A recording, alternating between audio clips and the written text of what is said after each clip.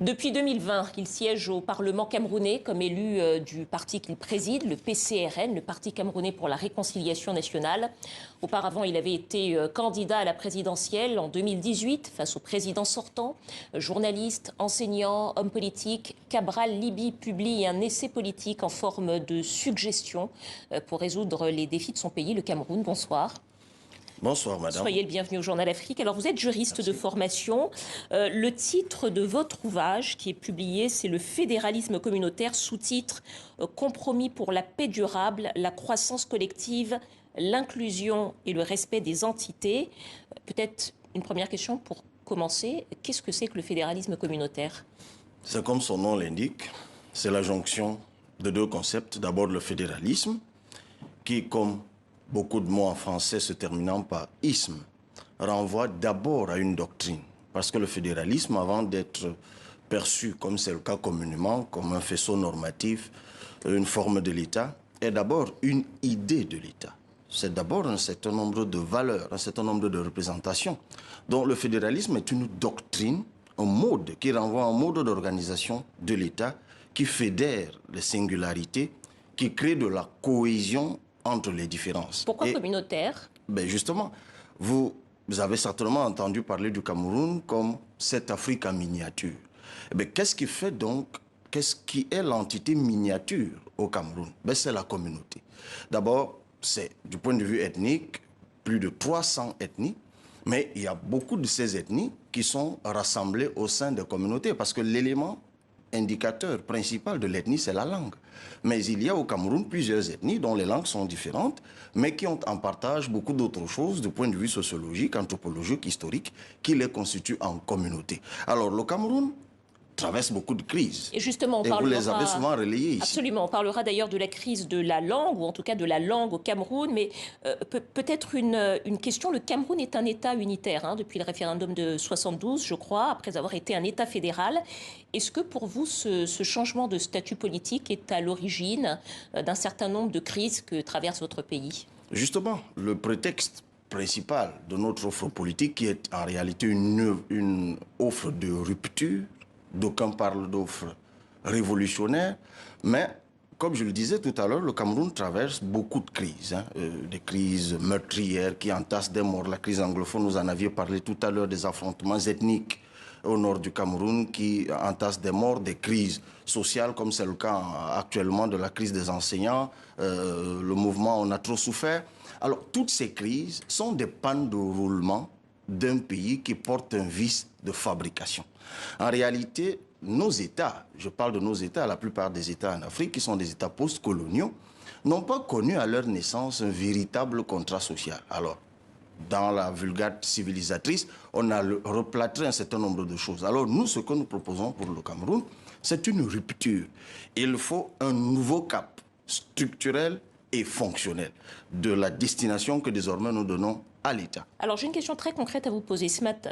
Jeudi, 5 employés africains de l'ONG Médecins sans frontières ont été enlevés dans l'extrême nord du Cameroun. C'est une zone où opèrent des groupes djihadistes.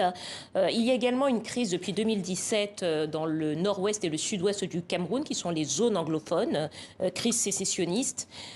Ces deux problèmes majeurs auxquels le Cameroun est confronté, en quoi est-ce que la forme juridique, la forme de l'État peut contribuer à résoudre ces problèmes, en quelques mots? Très simple. La crise anglophone que vous avez évoquée tout à l'heure, vous-même vous dites anglophone. Anglophone, c'est ceux qui sont d'expression anglaise. Ça vient justement de là. Parce que le Cameroun ayant été d'abord une colonie allemande, puis un butin de guerre franco-britannique, il y a donc eu cette césure qui a fait qu'un peuple uni à la base, homogène à la base, aujourd'hui fait l'objet d'affrontements. Donc en revenant, non pas à ces langues importées, non pas comme indication cette langue importée, mais à ce que nous sommes véritablement à la base, c'est-à-dire des communautés, on va donc lancer une politique d'intégration nationale pour qu'enfin nous apprenions à nous connaître, nous apprenions à vivre ensemble. Et surtout que nous sortions de la captivité, comme je l'appelle souvent, de la captivité de cet État difforme, mais nos valeurs, notre savoir-faire, nos richesses pour que nous puissions décoller véritablement. Donc, quand vous parlez de ce qui se passe dans la partie septentrionale, mais là encore, c'est un problème d'intégration nationale. Parce que, vous savez, le modèle politique qui a été appliqué au Cameroun depuis l'indépendance, c'est un modèle qui monte les uns contre les autres. On n'a jamais eu le temps de se connaître. Eh bien, c'est l'occasion pour nous, enfin, de le faire par l'écriture d'un véritable contrat social. Alors on comprend en lisant ce livre que pour vous le fédéralisme communautaire dont vous parlez est peut-être une solution aux problèmes que traverse le Cameroun. J'ai peut-être une dernière question. C'est une véritable profonde solution parce que c'est une solution de rupture. C'est votre postulat. J'ai une dernière question, il nous reste un peu moins d'une minute. Vous avez été élu député, vous siégez depuis 2020 à l'Assemblée nationale. Vous êtes opposé au chef de l'État puisque vous êtes porté candidat à la présidentielle. En un mot, vous vous considérez toujours comme opposant ?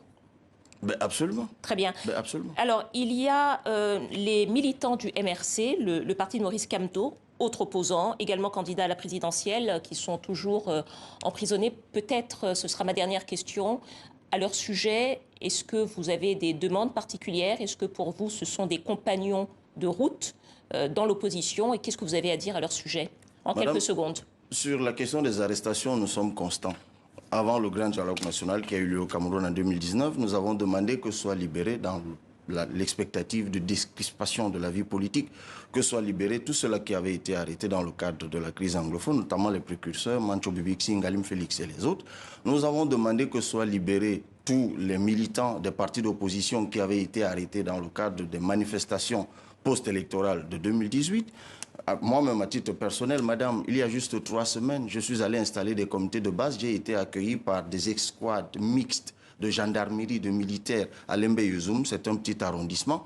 Donc, lorsque vous vous engagez au Cameroun pour le combat d'alternance, l'une des choses à laquelle vous vous attendez, c'est parfois de payer le prix fort de votre liberté. Je n'ose pas dire de votre vie.